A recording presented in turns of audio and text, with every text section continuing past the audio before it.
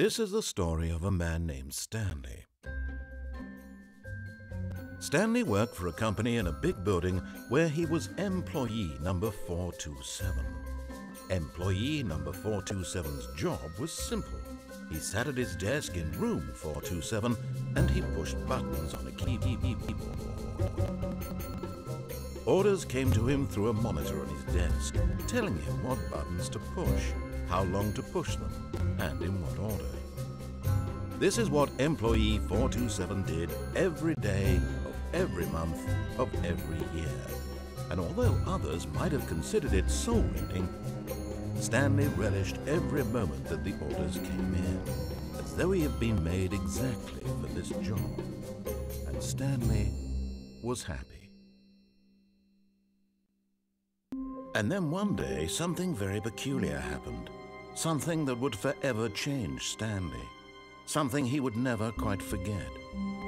He had been at his desk for nearly an hour when he realized that not one single order had arrived on the monitor for him to follow. No one had showed up to give him instructions, call a meeting, or even say hi. Never in all his years at the company had this happened, this complete isolation. Something was very clearly wrong. Shocked, frozen solid, Stanley found himself unable to move for the longest time. But as he came to his wits and regained his senses, he got up from his desk and stepped out of his office.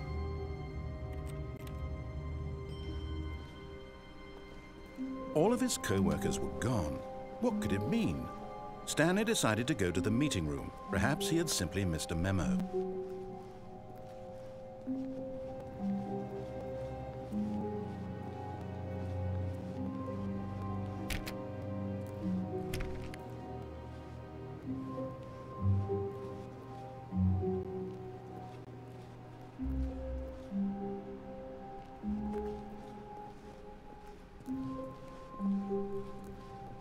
When Stanley came to a set of 2 open doors, he entered the door on his left. This was not the correct way to the meeting room, and Stanley knew it perfectly well. Perhaps he wanted to stop by the employee lounge first, just to admire it.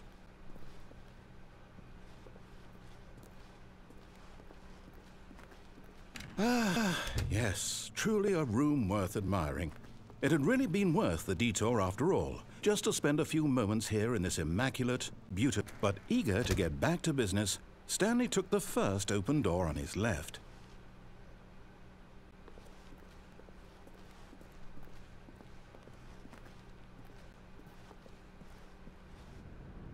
Stanley was so bad at following directions, it's incredible he wasn't fired years ago.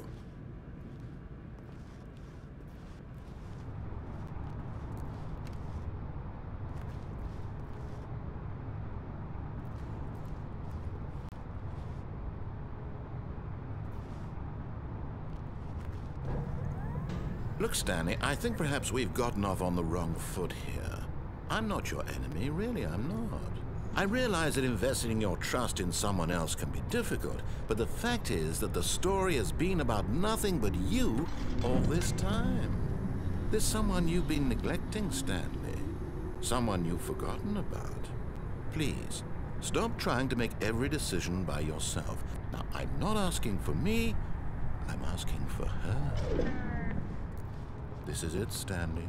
Your chance to redeem yourself, to put your work aside, to let her back into your life. She's been waiting.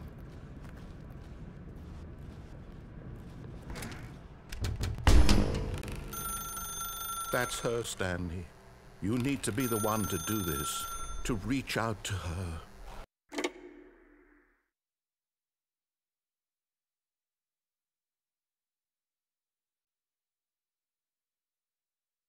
Stanley, is that you? Hold on, sweetie. Sorry to keep you waiting. I'm just pulling the bread out of the oven. All right. Okay, there we go. All right, now, I want you to come in and tell me all about your day. Gotcha. Oh, come on. Did you actually think you had a loving wife who'd want to commit their life to you? I'm trying to make a point here, Stanley. I'm trying to get you to see something. Come inside. let me show you what's really going on here. Sorry, but you're in my story now.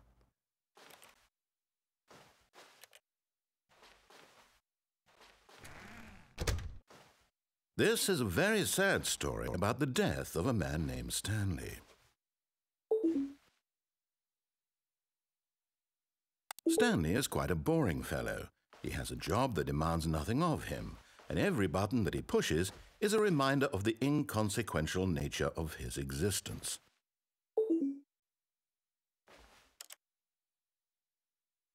Look at him there, pushing buttons, doing exactly what he's told to do. Now he's pushing a button. Now he's eating lunch. Now he's going home. Now he's coming back to work. One might even feel sorry for him, except that he's chosen this life. But in his mind, he can go on fantastic adventures. From behind his desk, Stanley dreamed of wild expeditions into the unknown, fantastic discoveries of new lands. It was wonderful. And each day that he returned to work was a reminder that none of it would ever happen to him.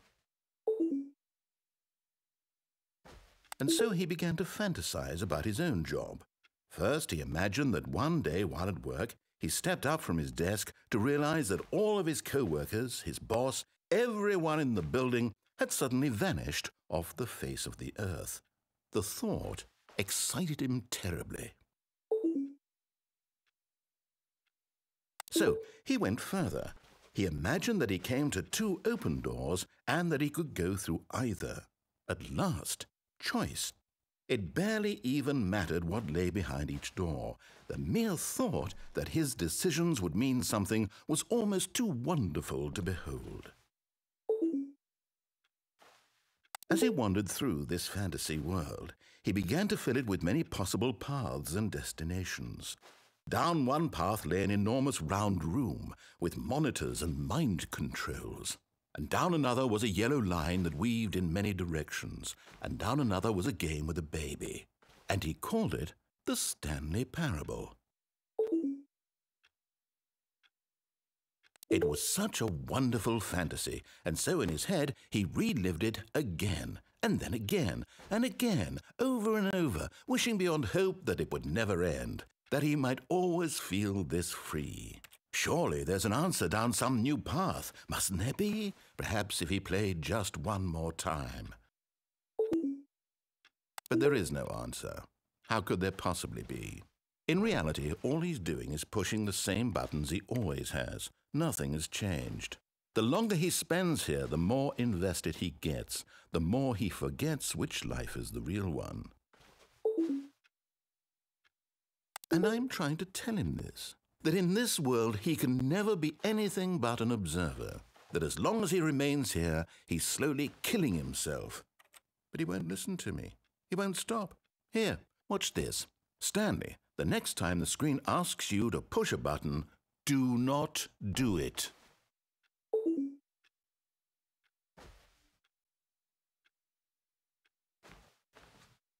You see?